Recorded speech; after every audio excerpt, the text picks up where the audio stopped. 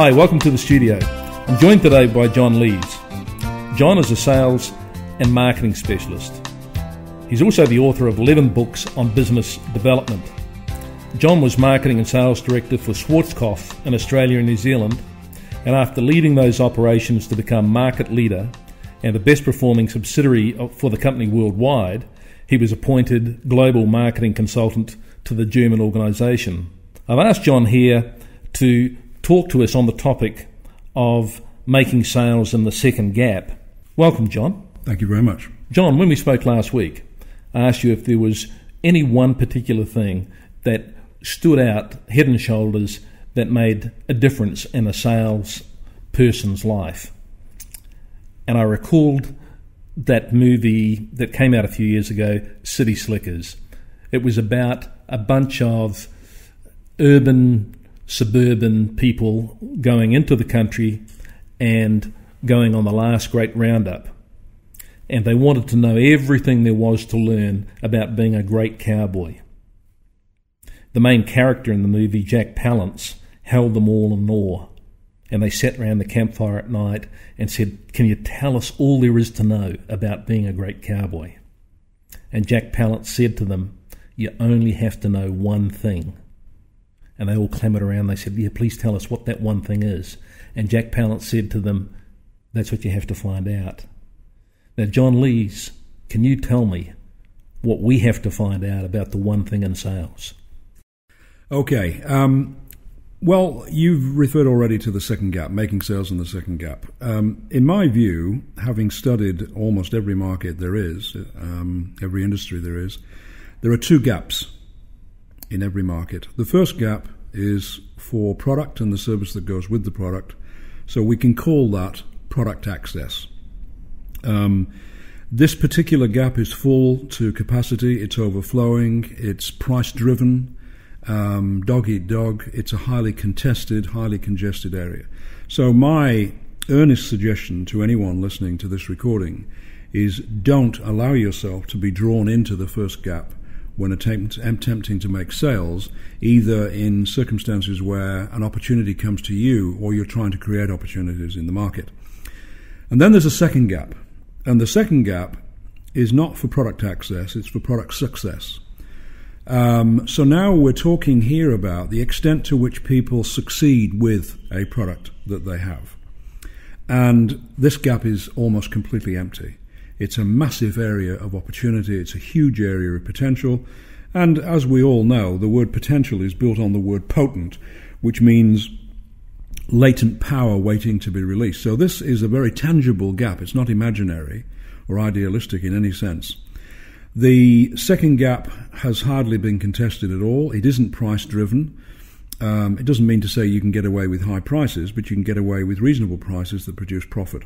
So can I just give you an example that will be... That would be fabulous if you could. And it's from the financial services industry. If you take the product in our society, a reasonably important product called superannuation or retirement savings and what have you, this particular product in Australia is compulsory, therefore everyone has superannuation. In other areas of savings, whether it's Australia, New Zealand or Asia, people have their own ways of organising this sort of thing. But this gap is absolutely full. Everyone's got some form of super or savings in place. So if you were selling super or savings, it wouldn't pay to go to market and say, I'm involved in superannuation or savings, retirement savings, because people would say, well, we've already got it, thank you. But if you then ask a second critical question, which is how many people have a sufficient amount of super or retirement savings in place so that when they enter the extended period of retirement, they'll have the funds they need to live the life they wish to live, the answer is next to no one. In other words, I think it's less than 10% of people have a sufficient amount of funds saved, planned, etc. for their retirement years. So the second gap is absolutely massive. And I would have thought that having a sufficient amount of retirement savings is more important than actually having some form of savings. So it's a huge area of opportunity. And my suggestion, therefore, is that people who are selling loans, superannuation, insurance, all these related products, should allow themselves to specialise in the second gap. I understand that, John, but why has the second gap not been developed, do you think? There are, I think, three reasons why. The first is that most suppliers in most industries are complacent. And what I mean by that is they're not against their customers, obviously. They're glad to have your business. They will offer you service, but they don't develop your business. They don't actively develop your business. Inexplicably, they go looking for new business instead of developing business with the clients they've got.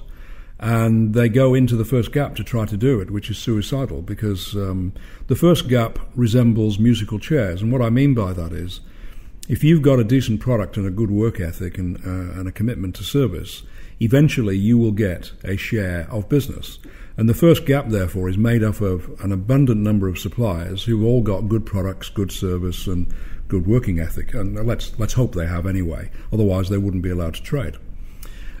So most suppliers, I include myself in this, by the way, because complacency is a human condition first, which finds its way into business, is that none of us mean to be complacent, but the point is that we are. So we've got a certain number of clients on our books, and we're not bothering to take them to the next level. That's number one. The second reason why the second gap has not been developed is that most suppliers only really know how to talk about their product and their company. So, for instance, whenever you hear anyone present at meetings and what have you, whether it's one-on-one with clients or seminars, they usually go on and on about who they are and what they've done and what kind of product they offer and service, like as if anybody's interested. We are not interested in what you do. We're only interested in what you get done. In other words, we're only interested in results, which is what the second gap is all about.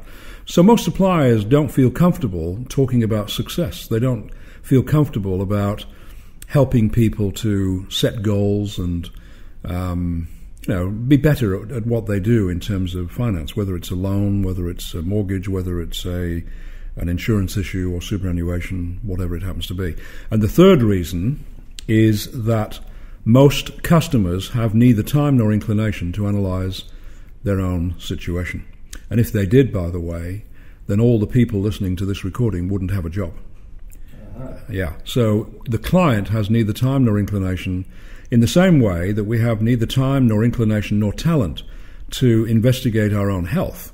Neither can we do it with finance. It's not that we're idiots. It is that we are very busy people in our own lives, in our own businesses, and we expect, therefore, that whomsoever sells financial products to us will show an interest in not only what we want, but also what we need. And that's the difference between the first and the second gap. The first gap is for what customers want. The second gap is for what people need. The first gap is about distribution of product. The second gap is about contribution of ideas and intelligence. So there are the three reasons, and the last reason is something we ought to be thankful for, because if customers knew how to analyse their problems and solve their problems, there would be no need for us. Absolutely. But for centuries, I guess, there's always been a need for salespeople. In fact, nothing happens without a sale. First, the iron ore has to come out of the ground, and it's got to get sold to China and come back to us as steel, and we make it into cars. So nothing happens without a sale. I understand that. John, how do people, brokers if you like, or advisors, what do they actually have to do to make more sales in the second gap? Well, first, they must be clear about the existence of the two gaps, because it's not an imaginary area. And as I said earlier, the second gap is more important than the first gap. And if it isn't developed as a gap, we won't see the first gap expand in terms of sales and what have you. So let me just give an example. Let's say that a broker has someone call him or come to see him or her, and the person says, I want to buy an investment property, or I'm buying my first home, or I want to refinance, or I want a personal loan, or whatever it happens to be. Well, first, obviously, that person, the broker, should be thankful that that person has included them in the mix. And they probably will be talking to two or three other people, and it depends on the size of the deal, but if it's a big deal, understandably, they would talk to more people. What they will ask you to do is to basically quote them on accessing a loan and what is the interest rate and what's it going to cost me and what have you, all of which is first gap stuff. And you can't escape that. So you have to be courteous and competitive. Listen to what a customer wants. Be courteous, be competitive, never ignore what they said they wanted, because you can bet your life that everyone else they talk to will basically respond to whatever they say they want. However, the good broker will then ask additional questions, will find out areas of current and future need, and will devise a solution to suit the need and not just the want. And therefore, in cases where business comes to you, the best way to win that business is to have a different conversation with the customer than every other lender will have. And most lenders will simply say, okay, you want a loan, let me see what I can do for you. And then they immediately begin to quote on what was asked for. The successful broker will do the same. He will listen, she will listen, but then they will ask additional questions, not entrapment questions, good quality, expensive questions, I call them, as opposed to cheap questions, which take no thought or effort whatsoever. And a cheap question might be, is there anything else I can help you with? Whereas an expensive question might be, okay, well, thank you for telling me about what you want to do. Let me ask you this. In the next year or two, is there anything else that you're planning to do? Any sizable projects or ventures that you're considering? And I'm asking you so that I can perhaps devise a solution that might encompass that as well. So they stretch the boundaries of discussion, not as a tactic, but because that's part of the service they give. So successful brokers have different conversations with clients than less successful brokers. But then there's another opportunity, which is, well, what can I do to stir up business if business is slow or if the market's contracting? And I think that is true, is it not? That the business is contracting somewhat. Absolutely, John. In fact, it's the worst economic climate that I've experienced, certainly, and I've been in the business now for 26 years. Right. The way things are going at the moment, spending is slowing right down. Yeah. People aren't buying motor cars. Mm-hmm. People aren't buying houses. It's getting more and more difficult to actually source mortgage finance for the mortgage originators. So the people at the other level aren't buying. Inflows into superannuation or saving are slowed right down. In fact, in some companies, it's almost halved, John. Now, there's obviously something happening that these people aren't addressing the second gap. They're obviously still going out and selling the product and not the service. And hearing you speak about the second gap makes me think that it's an art form, John. It's something that has to be learnt. Is that the case? It is, because it involves intelligence. It doesn't involve product. Product is very important in the mix, and it keeps on getting better, and hopefully our service keeps on getting better too. But everyone's got product and everyone's got service, or at least they say they have. So you're not going to get very far simply talking about product and service and what the consumer has to pay, unless you're very cheap, of course, and then you can boast about it. So really the only thing that the consumer cares about is results. They don't say that to us, by the way, because they've got used to us talking about products and services and interest rates and what have you and costs, so they naturally go looking for that. We taught them to think that way. When you think about it, we have taught people to think that way. And yet in other areas of our life, we don't do things like that at all. Very rarely do we walk into a bookstore and say, have you got any $10 thrillers? We just don't do things like that. Everyone knows that the description of a book and the price of a book is on the back cover, not the front cover.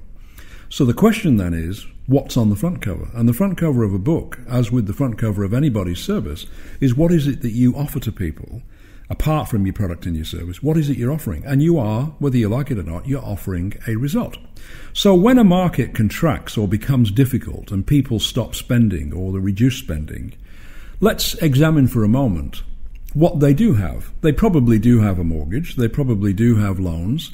They probably have insurance in place and other areas of finance. But the question is, when that was sold to them, was it sold on the basis of the first or the second gap?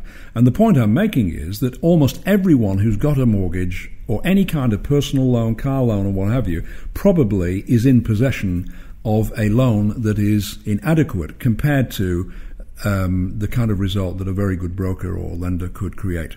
So when a broker or an advisor finds himself or herself in a contracting, difficult market, they should turn their attention towards people who do possess loans already, mortgages, etc., and promise to assess whether or not they can be done a lot better. Because, let me give an example. Let's say you've got a mortgage and I approach you and I say to you, and this is extremely important, by the way, I say to you, hi Brian, I'm involved in finance, loans and what have you, related products. I take it you've already got a mortgage or loans of various kinds in place.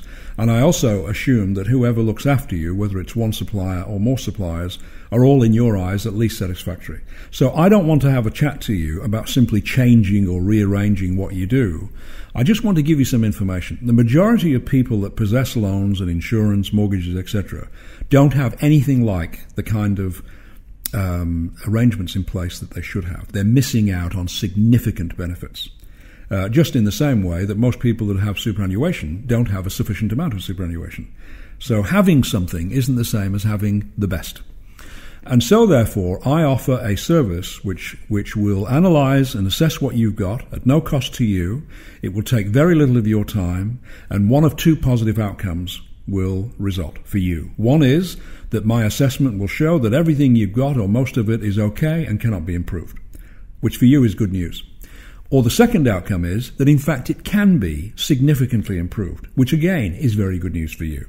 Because if I can make it much better for you, that frees up money within your own household to do some of the other things, etc. So that's a second gap attack.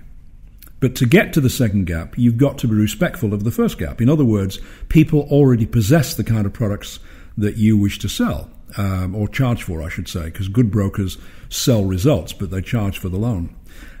So I stick by my guns on that one. I think that the majority of people who have loans, mortgages, insurances, investments and everything else probably don't have anywhere near the best arrangements in place. And the reason for that is not that anyone wanted to dud them, but because they deal in the first gap and they're happy to have your business. Yeah. That's an amazing first thing, or one thing, when we stop and analyse it. And just as you've been speaking there, I pause to think that perhaps on every transaction that I've made of late, it has been sold to me on the first gap, on the product base. And I guess, John, when people first come into a sales environment, perhaps they've never sold anything in their life. They may have come from a different background and they're now being trained to communicate either a financial service, a mortgage, a piece of real estate. Yeah. They're invariably told to go and sell the product or the first gap. It makes so much sense what you're talking about, the second gap. But it's a skill set that has to be learnt. And how's the best way to just learn that, John? Well, first, as I said, to recognise the fact that both gaps exist, and then you turn your attention towards the second gap and you begin to ask yourself, how can better results be created? And a different kind of work on behalf of the client is and must be undertaken. Different questions must be asked, and different kind of solutions must be offered. I'll give you an example, if you like. Many, many years ago, I went to see the bank manager who managed our business finance. I wanted to ask him if I could get a loan, a fairly sizable loan, for doing a fairly sizable renovation in our home. And it was to develop not only the home itself, but to develop some business space. So I went to see him and I told him, and he said, yep, I'm more than happy to help you with that. He said, can I ask you a question? I said, yeah. He said, is there anything else that you and Mrs. Lees are thinking of doing in the next year or two, maybe 3 years from now? I'm interested because that might change the nature of the arrangement for the loan. And I then began to tell him about something that I really wanted to do, but I hadn't afforded myself the opportunity to think about it. So it was very much at the back of my mind and my wife's mind. In fact, we hadn't taken it to any form of planning stage at all. It was an aspiration. It was just a hope. So I told him about it, and he said, okay, well, thank you for that. He said, I noticed, by the way, that your mortgage, do you have a mortgage? I said, yes. He said, your mortgage isn't with us. He said, I don't need to know who it's with, by the way. He said, but I've just been thinking and doing some work, some calculations here.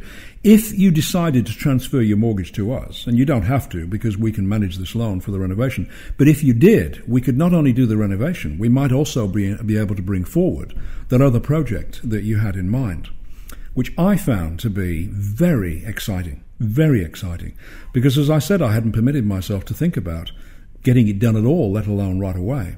So he then said, if you decide to do that, I think that we could do it, both of them at the same time. And he said, have a word with your wife about it, which I did, and we both agreed that it would be excellent. I asked him, what do we do about it? He said, you don't have to do anything, I'll sort it all out. And I couldn't have been more impressed. And that's what I mean by the second gap. Because I went to see him about one thing, and I ended up, and I'm not suggesting that everyone will have such a project in mind, but until you ask questions, until you begin to, for instance, if a couple is buying a home for the first time, you don't have to be a rocket scientist to figure out that probably within 2, 3, 4, 5 years, they're going to have children along, and the nature of the home will have to change, and maybe that changes the nature of the loan. I'm not an expert on loans, but all I'm saying is that the second gap is all about the future. The first gap is all about what a person has today and what they've had in the past. The second gap is about what they should have from tomorrow. And I think it's worth remembering that all of our clients will spend the rest of their lives in the future.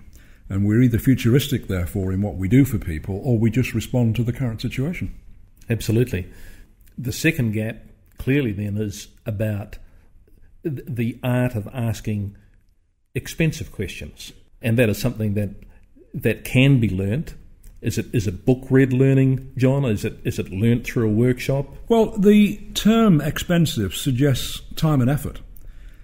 Doctors have to learn to do that, detectives have to learn to do that, and lawyers have to do that. Otherwise, they wouldn't get to the heart of the matter.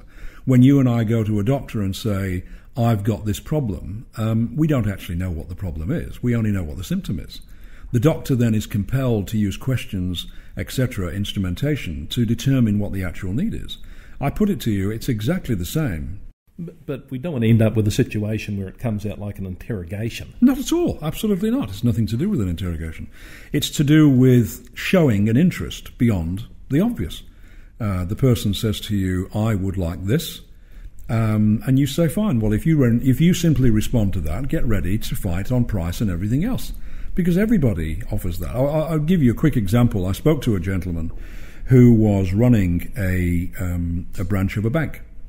And I was doing some business coaching for him. And I said to him, what makes you different in your community? What do you offer that is distinctive and valuable? He said, I won't waste your time now. I'll make a note of it. And when I see you again, we'll compare notes. Well, when I went back, he had made a note of all the products that he can offer, mortgages, loans, and credit cards and whatever, all of which were identical to everybody else's, I might add, in the area. He then had a list of service claims, rhetoric, basically, about how he had a fast turnaround service and personalized service. And again, no matter where you go, everyone uses the same rhetoric. So there wasn't anything distinctive, even though in his mind it wasn't even remotely distinctive. So I then wrote for him on a piece of paper the following 4 items, and I urge the people listening to this to maybe make this note. Item number 1, a list of the items that you have available to sell. The names of those items, like mortgages, loans, insurance, etc. Just make a note of them. Number 2, outline the nature of the service that you offer. Okay, whatever claims you make, just make a note of what you offer. Number 3, outline the processes you use and the costs that you apply when people do business with you. And number 4, outline the nature of the results that you create for people. Now have a guess which one of those 4 is of most interest to the consumer. It's number 4. They're not interested they have no interest in product names. They can't remember the product names except the generic ones such as mortgage and loans. They have no knowledge of costs and processes and things like that. So we have to remember that the second gap is all about selling results. It's not selling a product or a service. And even though we go on and on about service is an entitlement to customers. When they buy from us, they're entitled to service. So the only way we can make a difference is to create a better result. And that better result means that we have to learn how to ask, as you said, very good quality questions. We have to design those questions to get at the heart of the matter. I again stress they're not entrapment questions. They are questions designed to get to the heart of the matter, so to speak. And sincerity, I guess, it's critical. You can't fake sincerity. No, indeed. And when a friend or a relative has read a book or seen a film and they want you to enjoy it as much as they have, they're very sincere. They don't take all day to tell you about the book or the film, and they don't ask permission to tell you about it either. They just tell you. They're enthusiastic about it. So until you work in the second gap, I think it's very hard to be enthusiastic about business, because we're every day surrounded by this unbelievable level of congestion and competition in business. And when a market contracts, the first gap just gets worse, because people are not only not buying, but they don't want to change anything that they've got, and I don't blame them, but they certainly want to improve what they've got. Yeah. And certainly, John, I think the consumer out there is becoming a lot more sophisticated, a lot better educated. They can get online these days and find product knowledge wherever they wish. Yes, but not second gap knowledge. No, they'll never get that, unfortunately, because they don't know how to go looking for it. And that's what's different, because in the old sales speak, salespeople were always taught to close and overcome objections, which I guess happens constantly in the first gap. Correct, absolutely correct. But John, would it ever happen in the second gap? Well, first and foremost, most of what is told to salespeople is in fact completely and utterly wrong. Let me give you a list of them. First of all, how to handle objections. Utter nonsense. And you say, well, you mean successful people don't get objections? No. They know what the objections are likely to be, and they deal with it before the customer does. So they don't allow it to be a negative.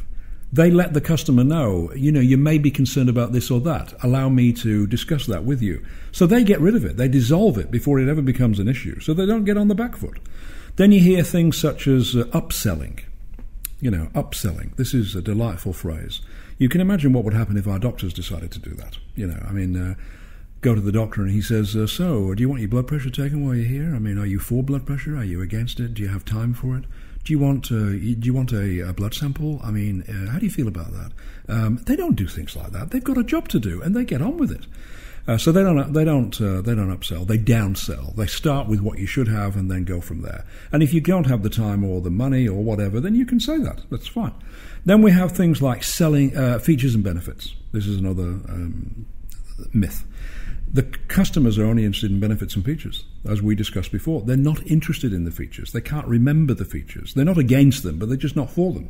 So, the rules of the second gap are completely different to the first gap. The second gap is not about sales techniques. It's not about the gift of the gab.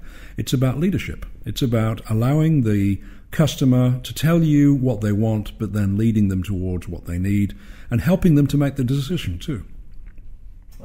This is earth-shattering stuff, because it turns on its head the premise of what makes a great salesperson, and there's endless books being written on opening and closing, and I'm delighted to hear about the second gap. John Lees, thank you very much for your time today. My pleasure, thank you.